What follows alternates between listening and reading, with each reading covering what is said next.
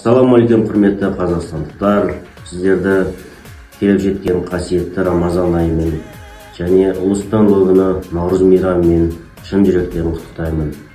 Әрбір отбасыға, әрбір шаңыраққа құт береке, молшылық, баршылық, жақсылық, ынтымақ тілеймін. Еліміз аман, жұртымыз тыныш болсын. Көк аспанымыз әрдайым ашық болып, көк туымыз көкте әрдайым желбірей. Мереке құтты болсын. Құрметті Шымкент қаласының тұрғындары, сіздерді келіп жеткен күн мен түннің теңелген уақытта әз Наурыз мерекесімен шын жүректен құттықтаймын. Дендеріңізге саулық, отбасыларыңызға амандық, өмірлеріңізге Алла тағала береке берсін. Әрдайым еліміздегі әр отбасыда береке, бақ, ырыс, байлық болсын. Наурыз құтты болсын.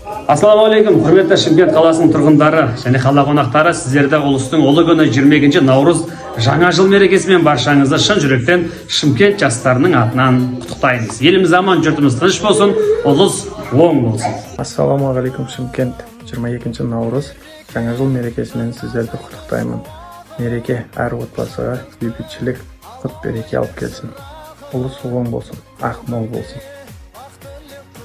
Құрметті жақсылар, игі жақсылар, ардақты ағайын, келіп жеткен ұлыстың ұлы күні құтты болсын. Шымкент қаласының жастарының атынан барша елімізге амандық, әрбір шаңыраққа мереке, береке тілейміз. Ұлыс оң болсын, ақ мол болсын. Шын жүрекпен тілектес қазақтың баласы Ержан Қайратұлы. Ассалаумағалейкум баршаңызға, мен Қуаныш Тимур Маратұлы, панкратиннен әлем чемпионы.